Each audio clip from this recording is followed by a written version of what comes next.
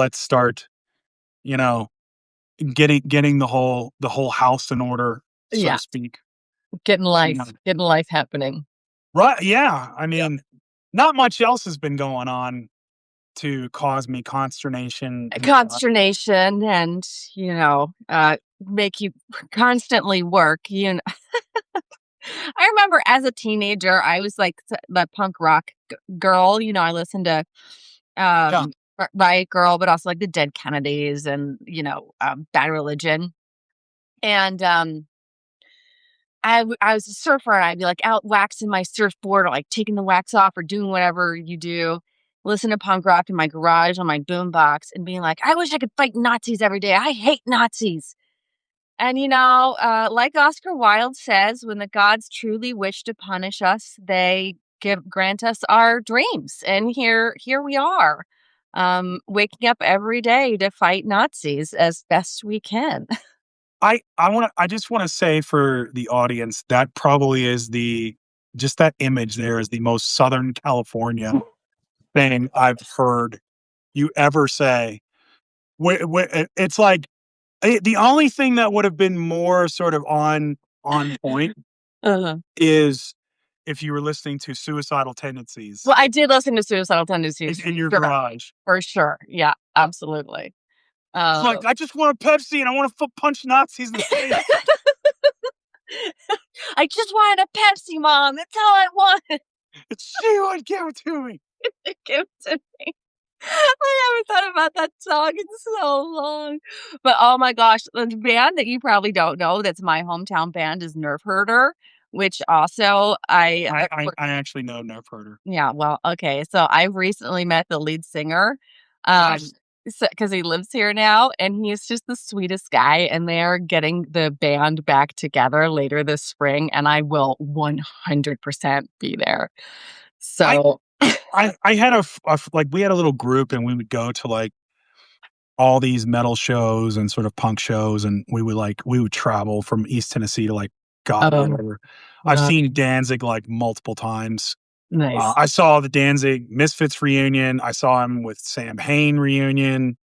I've seen Gwar. I've seen Killswitch Engage. Gore is a commitment, I would say. I would not I've seen a lot of shows, but I would not go personally to a gore show. That's like, let's go to a horror movie. Yes. Yeah. And I Let's be in a horror movie. Yeah. so and me just being the low key, ironically smart ass guy that I was, everyone's like, "Oh, we're kinda dressed up, but we're like, blah." So people wear their shirts, their Gore shirts. It's like, I went in khakis and an Eddie Bauer shirt to a Gore show Okay. That because could I was go like, one of two ways. I know. I was just like, I said, it's like, "Why are you doing that?" It's like, "Oh, 'cause I'm gonna get in the pit." And Because I'm gonna get in the pit. See, that's what I thought.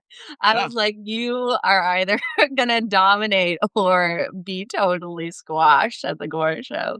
I jumped in the pit, and for those of you who don't know about, like, the mosh pit, which was, like, a thing in the late '90s and some of the early 2000s, I don't know if they do it now. It's like, I don't think so. no, it was way Yeah. too violent, and so, like, I got in the pit, and it's like, normally, it's like, if it's safer, they'll kinda all go one way, and One way. it Yeah. sort of turns into a circle, and then you've always got the ones that wanna go against the grain, Yeah. and or just start throwing elbows and this and that, and there was one where it was like, this is only, like, 21-year-old Fred, who's, like, kickboxing and doing just, Oh, okay. just bound and determined to get CTE, you know? Yeah. Like, there was this other guy, like, I don't know what happened, it's like, for a second, we squared up, and, like, 2 rams went, "Boom!" Right? And it was one of those, like, shaking our heads, and he stepped back, shook his head, and he goes, gives me a nod, and And I keep going. started that was it. I love it. And I had this, like, golf ball size knot on my head the next day. Okay, so 2 stories. I would do the mosh pit as well, but as, like, a 14-year-old girl, and I'm a small woman, and I was smaller. I was really small then. I was, like, 80 pounds or whatever, maybe 100. Wow. But go to these punk shows, and it's Southern California, so they're all outdoors. Yeah. And so the mosh pits are huge. They're like, I don't know, 100 feet across. There's that many people. But because I'm so little, I am actually going under the radar. Like, I remember looking up and seeing everybody's, yeah, like everybody, all the dudes. And then every once in a while, some guy would notice me, but in like a really positive way, like not a creepy way, but like this little person, Yeah. this Like, girl is in danger. And they would just lift me up and then crowd surf me out of the mosh pit. And then I would just like find my way back in. But I never got hurt. It's like, it's a miracle. I have no idea. But then, so I was at this other show and it wasn't punk, but it was like a Beirut style band. I don't remember. It was back at Glasslands for anybody who remembers that venue in Bushwick, before Bushwick was boring. yeah. Um, but the the the trumpet player whose name I remember is Rosie because she was so cool. She was crowd surfing, but the crowd dropped her, and I saw her trumpet coming towards my head, and I remember thinking, "Oh shit, a trumpet."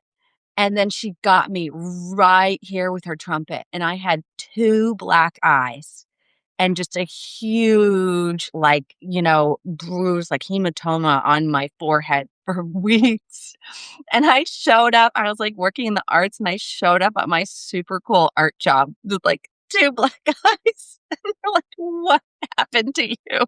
I was like, "Glasslands." They're like, "Okay." But yeah, so Oh, there's yeah, a yeah, yeah. We were in Philly, and we were at the Mhm. Franklin, and it was great because there was a local band called Mutoid Men, and they played, and they did, what was, it's God, I can't remember his name, but he did this, like, "It's not unusual to be loved by anyone." Right? I'm trying to remember that artist's name, if Ch Burt Bacharach. Yeah, okay, yeah, so they did Burt Bacharach, right? But they metaled it, which is right. It's like the singer, he starts out doing the Burt Bacharach, Yeah. and then he's like, "It's not unusual to be." It's so good. I love that. I want It was that in my great. life right now. And so this is what I love about Philly, and this is like always Mm. the Philly story I tell. So like I'd been out of Philly for like a year, and I went back, and we're staying downtown, and I'm getting ready to make a right on a right, like basically a one way only street. So I'm making a right, like in, and I've got the green light. This like deuce and a quarter, like 70s Cadillac comes flying through the red light, lays on the horn at me, even though I had the red light, right? Right. I look over, and in the back, where there's like a window, is a child who should be in a car seat, but is not in the car seat and is giving me the double guns, not these, but the other ones. Yeah. And I was like so stunned. And then I went, I love being back in Philly. I love it. I love it. I like, because when I worked in Philly, it took me a while because I thought everybody was mad at me and I was like, this is the rudest city ever. And then, like, after 6 months, I started learning that's just how people talk. It's how people show their love and affection. Right. Where it's just like, what do you want? What are you doing? Like, and then I started talking like that. I remember when I got to Detroit Yeah. after 18 months in Philly, and I got 3, like, in the first month, I got 3 HR complaints Oh my god. because of tone, Yeah. and the Philly in me still hadn't left, right? Right. You can take the boy out of Philly, but you can't take the Right, Philly out of the boy. so here I am, I walk into, like, the break room, and there's all these, like, there's all these guys and some women who are working the ramp, and I said, "Hey, it's been brought to my attention that, some of you, you're upset with the way I speak, and how I approach you." And I said, "There's a real easy fix to that. Do your job, and you won't have to hear anything from me. If you got anything else, keep submitting them to HR. I love having a break. you know, thank you." Thank you. Great managerial skills, Fred. So, so wonderful. Soft But touch. but then what was interesting, and again, and this was sort of the psychological kind of thing, was like individually, I did start to tone it down, Yeah. and so it's like, oh, he's all right, he's cool with me. So Right. Oh, like, that's so funny. but it's funny because I was like, I get out there and I said, aren't you all supposed to be tough in Detroit? You can't handle a little bit of Philly? Oh, that's What's going on? Like, what's happening? yeah, I think every city has their form Yeah, of toughness, and I guess, like, when they rub up against each other, it doesn't go well. Like, I have, no, LA is okay, so my main experiences with large cities are New York and LA. And neither city, you could describe both cities as really nice. The people yeah, there are really nice, and they are also total a-holes yes, in different ways. yes. But you can't, like, import your New Yorkness to LA. No one No, would like it. And you the can't. the same is true of New York to LA. Like, it's just it's different.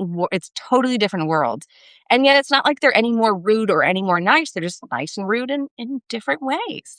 Yeah, I think the best thing I ever heard with Philly was it's like people don't trust you until you give them a reason to trust you, and then once they Mhm, do, you're good. But it's very sort of like brat. It's very like the thing I always respected about Philly was, and I grew to really like kind of have a love for it, which was it's very direct. mhm. Right, a Philly person is going to let you absolutely know to your face where you stand. I do want to pivot real quick though, because of all the big cities that I've been thinking about the most, I've been thinking about Minneapolis right What? now. What? What I know, What a coincidence. So am I. right? Wow. I know, but it's like you go to Minneapolis and it's like, no, no, these people are nice. These They people are are. not rude. This is the nicest city in America. It's well established that they're, mild mannered middle Midwesterners. And yet they are showing up and turning out and not and being forthwith and direct in their language and their actions in a way that I would not ascribe to people in Minneapolis right off the bat in a way that is so amazing. I'm like, you guys are putting Philadelphians and New Yorkers to shame with your wonderful aggression. Right. I think that's sort of the one thing that we have. Like, you hear this all the time. It's like, oh, what's going to bring us together as Americans? What's going to bring us together as Americans? Yeah. And honestly, it's where if whether it's LA or Houston or Minneapolis or Philly or New York or Miami, you don't screw with people where they live. Yeah, that's Like, especially in the US, like, you're not gonna jackbooted Gestapo is not going to receive a warm welcome there, you yeah. know? Especially after you shoot a mother who's just literally just observing in, like, her car, Mhm. you know, 3 times in the face, Yeah. and that's the thing is, again, I go back to the story in Detroit, right? I worked in an environment on the ramp that was very sort of masculine oriented, Mhm. right? It's about as close to the military as you can get, but even more so because it's like there is no sort of like this weird military stuff that kind of keeps you from popping off. It's like in a lot of hubs, depending on where you work, if you're messed up, a crew chief's going to let you know. It doesn't matter if you're like the freaking CEO. I don't care, Mhm, right? mhm. Because it's union, it's Teamster, it's in a lot of cities, it's like that. And so I've worked around people that were masculine presenting, that were like men and pretty tough women too. Sure, sure. Jonathan Ross is a freaking coward, and all these ICE are cowards, Oh, yeah. right? I mean, you guys are abducting people, 4, 6, one person at a gas pump Mhm. who's just going to work. Some poor guy that's just trying to pay his bills and support his family. You're throwing flashbangs into cars with kids. Like that kind of thing. And this is what I'm struggling with here, Larissa, is like it evokes a rage in me where I literally just want to start beating people with a stick. Yeah. With that. And so that's why it's like I get what Tim Walsh was trying to do, but when you're telling these people like, hey, go and lay down otherwise, I'm like, dude, I literally want to deploy to Minneapolis and start like it's a mosh pit and punch ICE people in the face. Right? Like, You okay. know, So, remember when Punch a Nazi Day was like a nationally celebrated holiday? I right? remember that. That was I a do too. fun holiday. That was a great holiday. That was a great holiday. And I think, it's it nonviolence is an important movement, and it's a very important political strategy. But people also have to understand that self-defense is necessary a Mhm. lot of times, particularly when you have uh, jackbooted, federally deputized terrorists ripping mothers and children apart, literally shooting citizens, beating people after they have been handcuffed. There's a recent story came out where this young man, 16-year-old American citizen, was, put in a chokehold.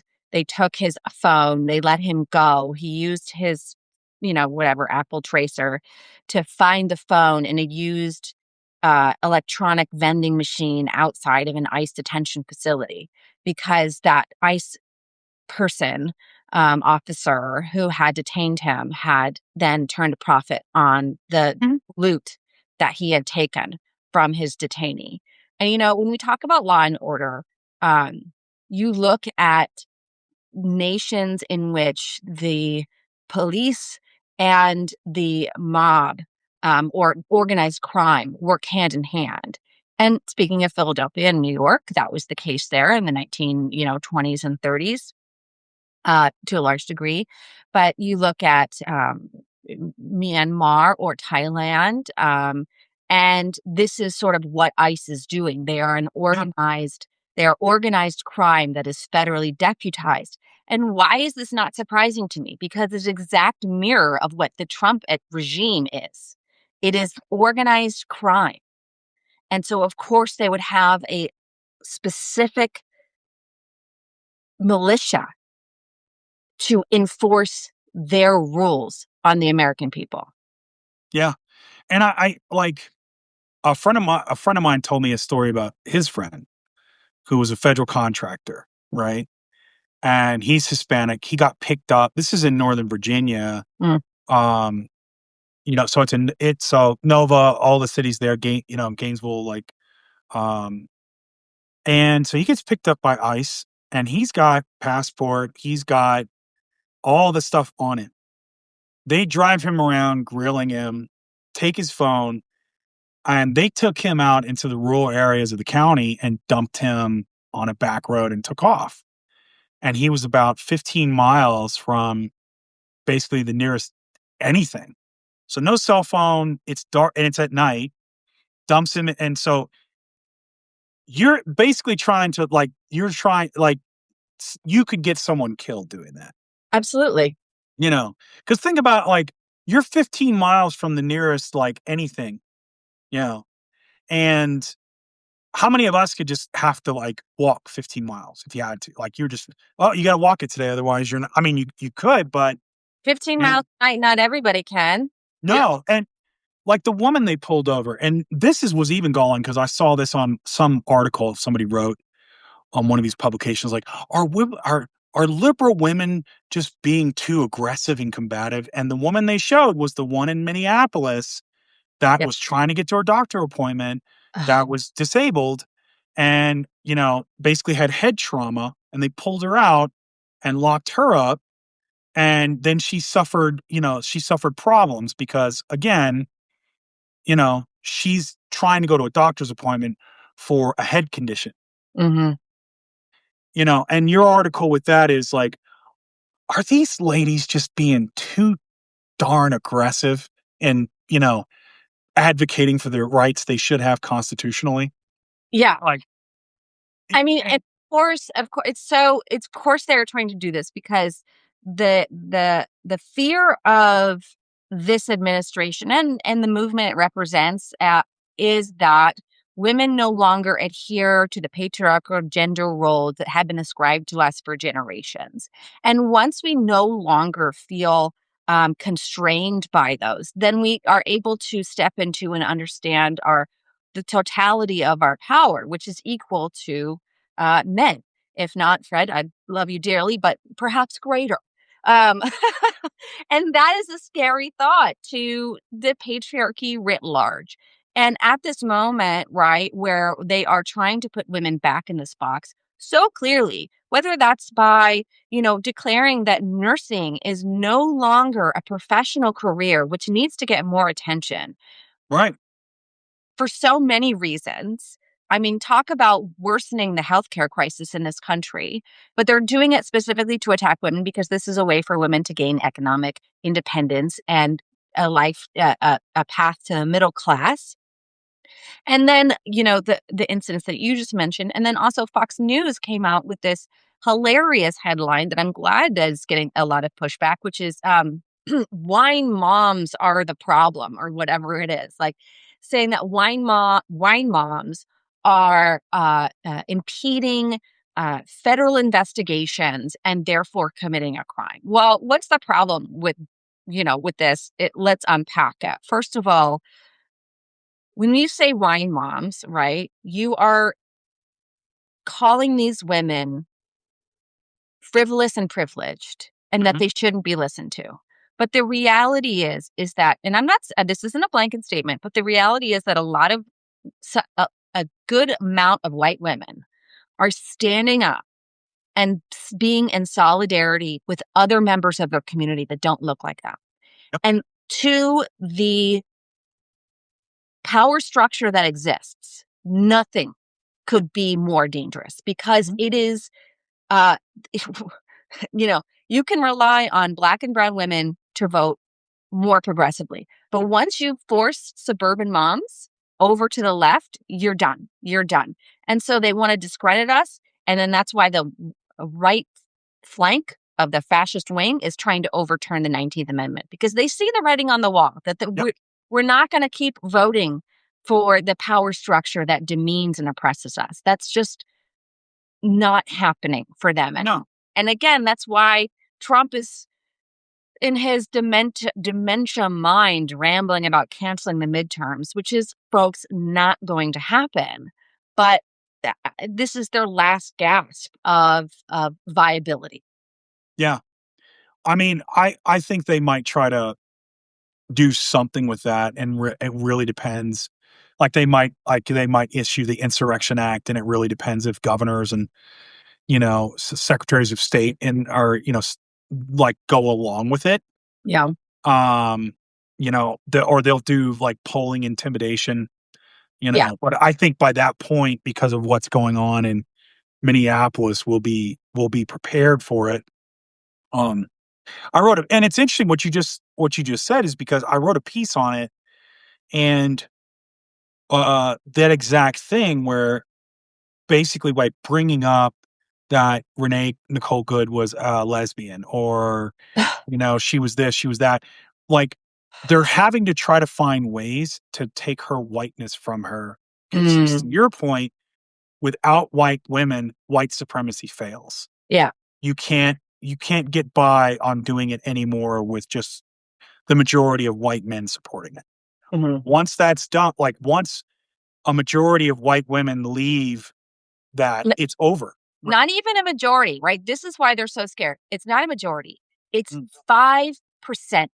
If 5% of white women abandon that power structure would crumble. That's the razor's edge that they are walking. And they damn well know it, which is why they are undermining women's rights as fast as they can because they want to try and make sure that we no longer have political freedoms because they're Yes. taking away our economic freedoms because it's not most. And people are often worried, and understandably so. How can we possibly, combat, let alone defeat this onslaught of fascism?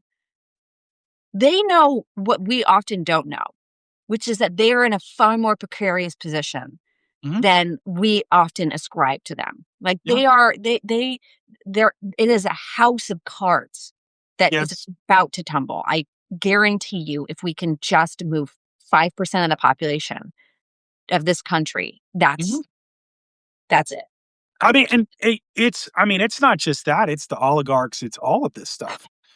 It's because none of it is sustainable, and the hard part of it is you like and here's the thing with women is women have known what if they have lived in Roe v. Wade. They have Mhm. lived in Yeah. where they've been able to make their own choices economically, politically, and now you're asking them like, "No, we're gonna take all that from you." Right? Yeah. People get furious when they take away the McRib. Like, you know what I mean? Yeah. Imagine this. Like, it's like, "Oh, yeah, women, like, go back to your husband's beating you, and the only thing you can do is be, a housewife and Right. alone, and that's it." You have no say in economics. You have no say in society. You at large, unless you badger your husband, right? You have no say in your like what you want to work or do or how you want to live, which is antithetical to the promise of America, even though the reality of America has been something completely different. Of course. But, I'm one of these people like, no, you guys really sold me on all this freedom and justice for all. I want that. Right. You said. Where's Yeah, this is that? what you sold me when I was a kid.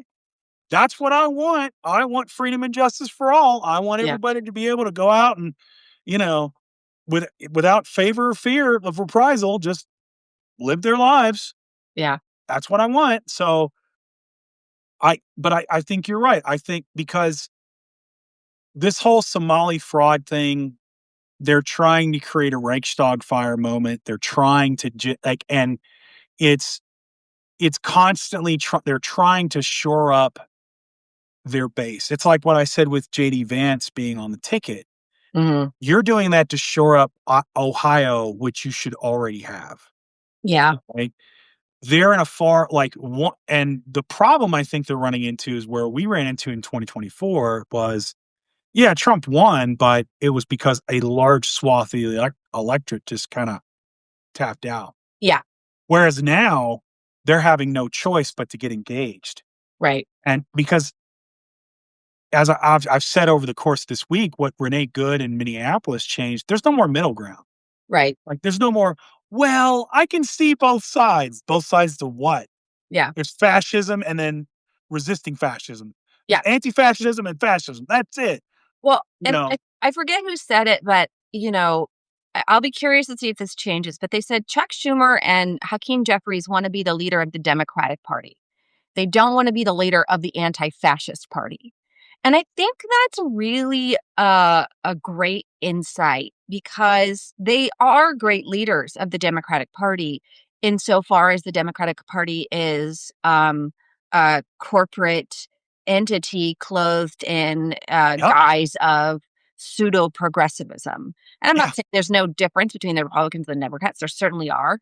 And of course, I love Madam Vice President Harris, but she was representing a party that did not represent the people. And then so Yep. we wonder why people didn't vote. Well, we've been promised change, change, change, change, change. It's going to get better for you. It's going to be easier for you since the Obama era, Yeah. right? Like that was supposed to be change. And I know there's a lot of nuance around why it didn't change, and Mitch McConnell and so on and on and on. But change has to be, and we talk about this a lot, change has to be rapid and real. It cannot be incremental and favoring always the corporate oligarchs. Yep. If the whole Democratic Party hadn't been in favor of the corporate oligarchs, we wouldn't be in the situation that we are now, not No. just with Trump in office, but also with, social media and tech bros literally stealing the imaginations and childhoods from our children, taking their capacity to think independently and imagine themselves as other than they are. Because to turn a profit, right?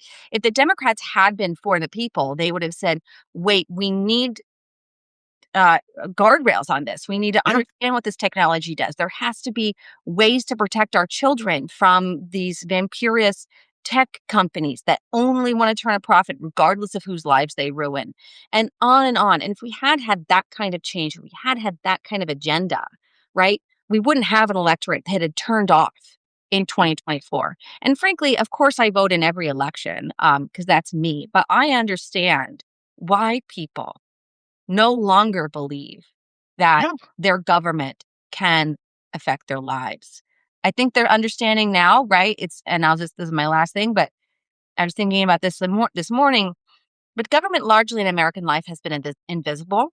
Mhm. Um, and the Trump regime is making it very visible what Yeah. government can be at its worst. And we have yet to see what government can be at its best in Yeah. this generation. I think FDR and Eleanor Roosevelt provide a great example, but we have to return to that. I think it even goes to jumping off your point. I think it's twofold and it goes further. There's Trump making it worse where it's visible, where you have the jackbooted thugs, you have, government on your neck. But he's also in very real ways making it what happens when government is absent. Yes. ACA subsidies are leaving, all these rural healthcare programs, these infrastructure programs, all these things that government did. I mean, Heather Cox Richardson talked about it where it was like everybody's in favor of cutting wasteful government spending. Mm-hmm. But since the Clintons, Clinton administration, we cut it so much, there's nothing left really to cut. And so now when you cut something, it's like, oh, wait a minute. I actually use that. Like, I actually need that, right? Yeah. So I'll give you an example. Like just with the VA and the real stuff that come from. My sister is a disabled veteran. Mm. Got a ruling from a judge where she gets an extra stipend because they're like, yeah, you literally can't work, right? With your medical history, you cannot work, right? She can't get the VA just told her, yeah, you don't need therapy anymore. You don't you don't need any. So she gets for mental health from PTSD, all this other stuff that happened to her. She gets like Social Security disability, full VA benefits, plus a stipend from a judge, but she doesn't need therapy. My own therapy, right, is rationed. I've got 4 weeks on and 4 weeks off because that's how they keep me in therapy, is because the mandate says, well, you only get so much per year. So you got to go 4 weeks on, 4 weeks off. Now, I'm pretty fortunate in my situation, but every time I go to the VA, there are veterans that live on the street. You know, there are veterans that really suffer, you know, but then they send out people like, oh, yeah, you could cure PTSD. I guess just do some pull ups in an airport, you know, and then you'll be fine. Or we're seeing it with like Colorado has had the worst flu outbreak in 25 years, right? There, we are, we're seeing it with measles outbreaks breaking Yeah. out. We're seeing the absence of government. Well, and I just want to pause real quick and go back to your point about veterans. First of all, Yeah. it incenses me to no end. My family has served in the military. I didn't serve in the military, but my, you know, grandfathers, both grandfathers and father and cousins have all served in the military. I'm a peace activist, but I have a deep and abiding respect for people in the military, and I do not understand why we cannot provide the people who have served and sacrificed for our country Right. with platinum plated, you know, buffet style healthcare. What, how is that a thing? How is that a question? How is that a fight? We asked you to risk your life, your mental health, your emotional well-being, and your physical abilities. Yeah. And you responded. Hmm. And our literal response is F me, F you. How, Yeah. and we talk about this is somewhat tangential, but when we abandon, which America has a history of abandoning its allies, whether that's, from the Laotian people in the Vietnam War to Afghanistan, we also abandon our vets, and that is not sustainable. And again, I know I'm like the female body politic, but I have a little crush on James Tillerico. out of Texas. I do. I'm a happily married woman, but he is just such a cutie. And he recently announced his anti-corruption platform and he said in his announcement, every time it gets worse for us, it gets better for billionaires. We can't afford to buy a home, they get a tax break. We can't afford healthcare, they get a tax break. We can't afford good public schools, Yeah. they get a tax break. And you know, we have a corruption problem in this country. We have a political corruption problem in this country. The Trump administration is the outgrowth of that. It is a logical conclusion, but it is also a problem which we can solve. And, AOC and Jasmine Crockett and many others have also said this, but, you know, just ending the capacity for Congress people to trade stocks while Yeah. Congress would be monumental in addressing this issue What? because we don't have a country of for and by the people. We have a country of for and by the billionaires. And what does that sound exactly like? The American colonies under England. Yeah. No taxation without representation. That is exactly where we are. That is exactly where we are. And I think all Americans, MAGA sort of excluded, but 70% of Americans can absolutely get on board with that message. And the worst part of it all is they got to be billionaires Yeah. from our tax dollars. And that not only that we gave them with just subsidies, like the politicians gave them, but also the infrastructure our tax dollars created Correct. throughout the decades. The internet, which was created by our tax dollars. Roads. Right. Roads. Right? It's like, I mean, Obama he said it exactly right, and he got drugged for it. It's like, you didn't build that, Yeah. right? Yeah. American tax money built that. Yeah. You didn't build those roads. You didn't build this infrastructure. Your tech bros didn't build the internet and the information superhighway, right? That started with CIA and defense, DARPA. That's Mhm. where it started. It was from our tax dollars. And so, you know what, Trump, if you're going to say, well, American companies in Venezuela or companies in Venezuela, they got nationalized and we owe that. It's like, you know what? I think that's a good point. I think that a lot of these social media companies and a lot of these tech companies that were built up with on a system that originated with our tax dollars, the American people then have a right to nationalize those companies and Exactly. take those back for the American people to pay Yes. down some of this debt that you all have racked up by not paying your taxes. Or you could pay your taxes for it and eventually pay us back. I'll take that too. But we can't we cannot the thing about it is you've gotten to a place where with these billionaires, it used to be like, hey, we better give them enough so they don't rise up, right?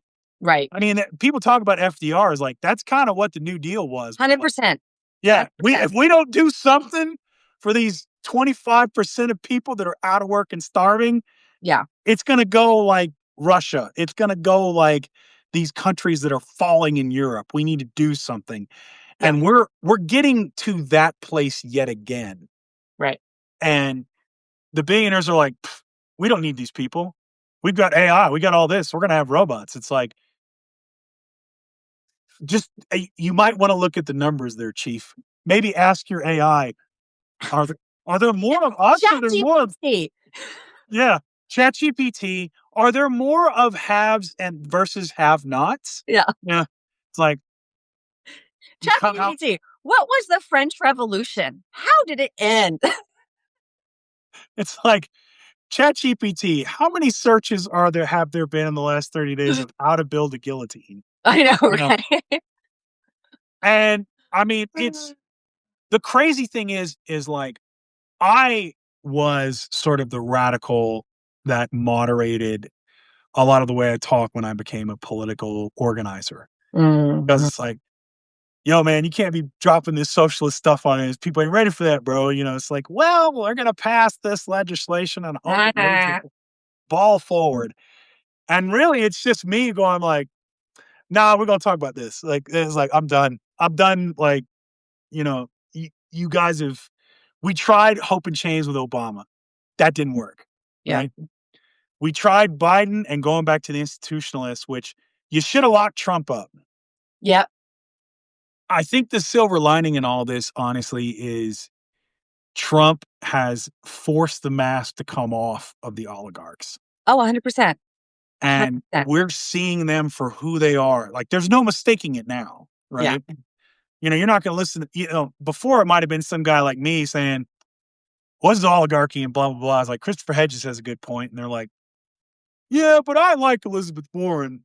So, and now you're seeing it where it's like Chuck Schumer gets on Morning Joe and says, well, the thing with ICE in Minneapolis is a training issue. It's like, it's not a training issue, bro. They're doing what fascists do. Like, Yeah, they're well trained they're perfectly positioned and perfectly trained to be fascists. They're it's not a doing their bug. jobs expertly. It's the brown shirts, man. It's not a bug. It's a feature, When, right? okay, this is so tangential, but when are we going to get rid of Chuck Schumer? Like, when is this going to happen? I know people are like, oh, it's the worst job, blah, blah, blah. It's like, I'll take that job. Put me in the Senate. You don't have to be in the Senate to be the Senate leader, I think. I think that's the thing. But it's like, It's the worst job. You have a staff, and you've got all these perks. and you You have know? health care for life, a pension for life.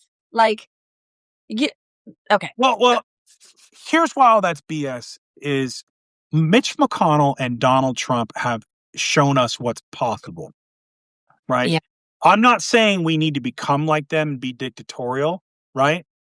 But can you imagine like the support the Democratic Party would get if Chuck Schumer was like Mitch McConnell and he said, we are going to make Donald Trump's fascistic takeover a failure. That is our entire objective as the minority party in the Senate. We are going to filibuster every single piece that comes through here. Like, if he did what Mitch McConnell, we're going to hold up every judicial nominee. Yeah. We're going to hold everything up. Like, we're not saying yes to any cabinet secretary. We're not letting go of the filibuster. We're not doing anything. And if you try and mess with us, we're gonna do even more drastic measures, right? You do. I mean, the support for the Democratic Party would be Through the roof. through the roof, Through the roof. through the roof. And okay, I have to mention something else. My friend Paul Shattuck wrote this article that's getting a lot of traction, thank God. And okay, the Dems have everyone's phone numbers. I'm getting texts constantly from people I've never heard of, and they're always asking me for money. They're always saying, Always. "Oh, it's so hard. You got to give me money so I can do this thing." Give us some marching orders. What if the Democratic Party actually organized, actually had a plan, actually texted out their tens of millions, if not hundreds, 100 million Americans whose contacts they have Yeah. to say, this is what we're doing. This is how to show up. This is the number to call. This is the place to be. This is how we fight back. I don't want your money. I want your time. I want your enthusiasm. And I want your commitment to this country and democracy. Yep. That's what they did with our contacts. Could you imagine how this country, how this movement would change and be galvanized overnight? What blows me away, right, is for people that seemingly want power. If you did that, the power you would have, you could go to corporations and say, listen, you're getting taxed this much, like it or not. It is what it is. Otherwise, we're going to unleash the American people on you. Yeah. We're literally the ones holding them back, right? You're going to pay your share. Deal with it. That's Yeah. it. We're taking apart the telecom companies and media companies. We're taking them apart. We're Yeah. getting rid of corporate consolidation. We're doing all this. And if you mess with us, like, it's going to go really bad for you. So I would just fall. I would just have the freedom to go play in the sandbox. Right. I mean, you talk about people are worried about, if CBS is becoming Pravda, it's becoming, the mouthpiece of the right. Great. Let's get control of Congress in 2026. Let's revoke CBS's broadcast license because, as we said, their broadcast signal doesn't belong to them. It belongs to us. Yes. And we can have it back to do whatever we want. I say let's bring back community TV from the early 90s and just have everybody be able to have a show. Because you know what? Yeah. We need CBS, and we certainly don't need them feeding the American public with pure propaganda about hate and fascism. So, yeah, the Democratic Party going back to Chuck Schumer and I mean, that is embarrassing that Yeah. he would say to Yeah. himself inside his little mind, let alone out loud on television, that the problem with ICE is training. I mean, Bill Kristol Which is said abolish ICE recently on yeah, X. which is buzz speak for among Democrats. We're going to give them more money I know. because you got to have money for training. Because what happened after George Floyd? All right, they gave police more money because well, you got to have training. It's like I don't know how you out train racism, bro. Well, with anti-racist training, but that's not where the money went to. Right. You know? It's just that's and I think that's like the frustrating thing where we all find ourselves, but and here's where I'm hopeful is Mm, you can't fix a problem if you deny it's there. yes. And we have to face the fact is like you've got corporatists that Mhm, are running the Democratic Party and we've got fascism. What fixes that is accountability, mhm. right? And again, people are like, well, you're not going to vote for a Democrat. It's like, yeah, unfortunately, now I have to, Right. right? But I'm still going to demand for change.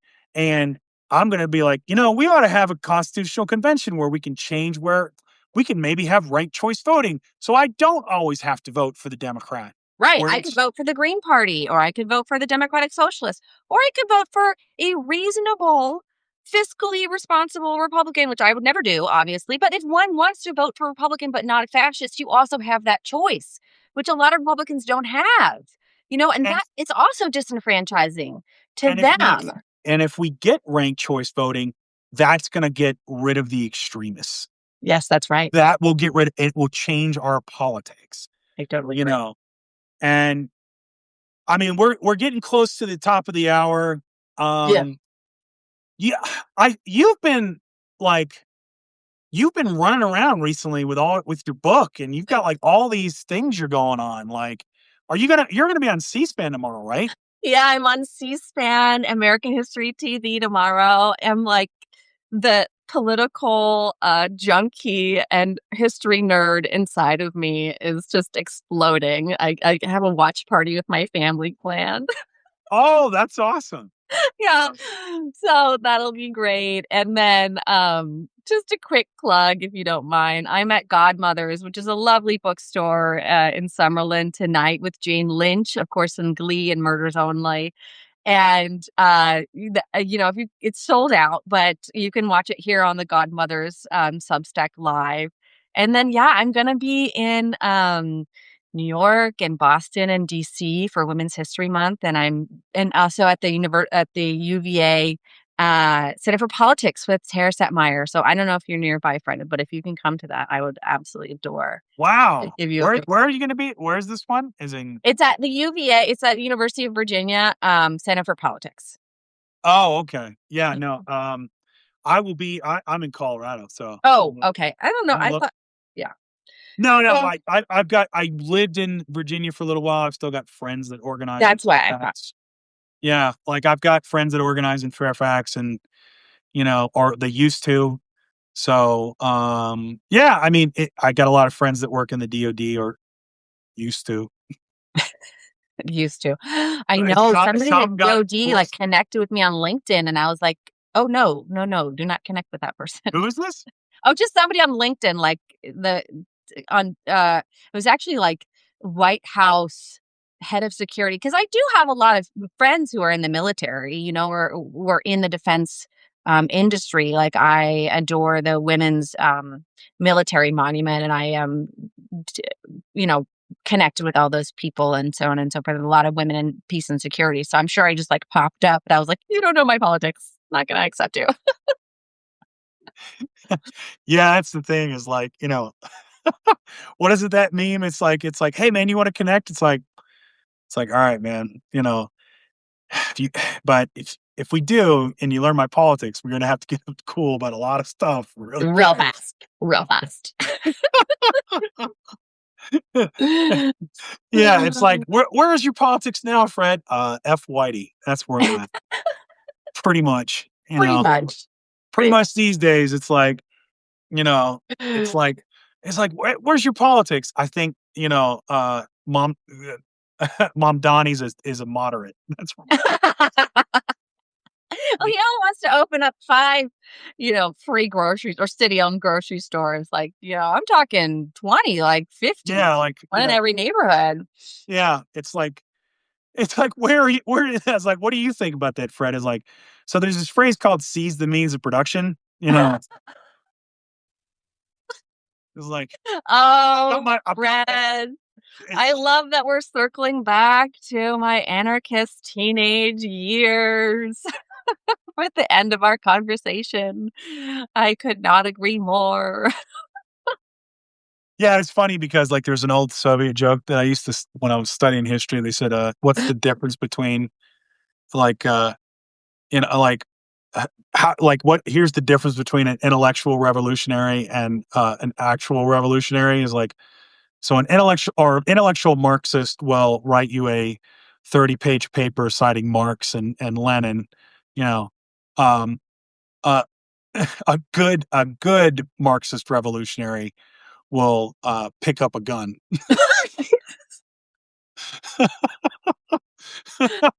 That's how a revolutionary ends an argument. That is, yeah, definite. I was like, "Yeah, you know, it's" I said, "Well, what if you pick up a gun and you cite Kropotkin? Does that work? Does that work? Or is it just ironic?" I don't know. It sounds convincing. Yeah, Oh my goodness. the joke that I turned into these days is like, I was like, "Billionaires, you don't have to worry about when they're quoting Marx. It's when the masses start quoting Lenin and the state revolution, then you have a problem." Yeah, I mean, um, you quoted the phrase "seize the means of production," and I think there actually is some traction being gained on that, not from a sort of violent revolutionary standpoint, but you see more and more employee-owned businesses Yeah. becoming a model, and profit sharing, Mhm. and people understanding that you don't have to have a top-down structure, and even, No. like, we're talking about unions, right? This is a adversarial model. You have workers and you have, management, and the 2 have to basically fight to meet in the middle, and that doesn't have to be how we make things. We Right. can have, cooperative, uh, systems of production Mhm. based on consensus. We Yeah. as human beings are actually capable of such things. And it turns out these are better for us. And I think it also goes back to, your mention of ranked choice voting. Politics does not have to be adversarial. No. We don't, that is in service of billionaires, and that is inherently anti-democratic. And it was the thinking of the founders, but we don't have to adhere to that. I mean, even they knew that they did not know everything, and therefore they wrote Article 15 into the Constitution, allowing us to amend it. And I think, the more we can amplify these alternative modes of being in the world, the better chance we have of coming out of this just disgusting moment. And I also think, and then I have to go, but we were talking about Russia, and it's always so interesting or fascinating to me how Russia went from uh, czarists to idealist revolutionaries to uh, dictatorship dictatorship oligarchy. Like, we missed that moment, right? The Russians missed that moment to continue the revolution.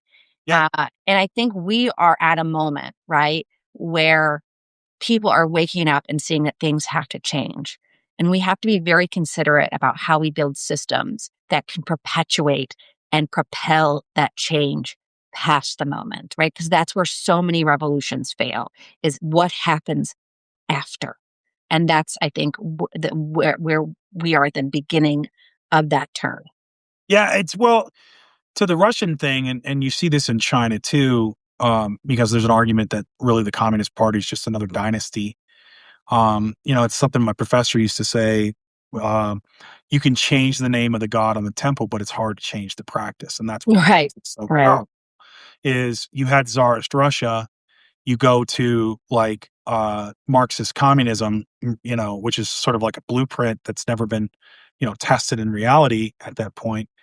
And what happens is Stalin, after Lenin seizes power, and Trotsky and the Mensheviks Trotsky gets a pickaxe to the back of the head in Mexico City, you know, and so like basically Putin is sort of just the party apparatus, the czars, the powerful, the oligarchs that have taken it. It just the form just changed. That's all Yeah. it was.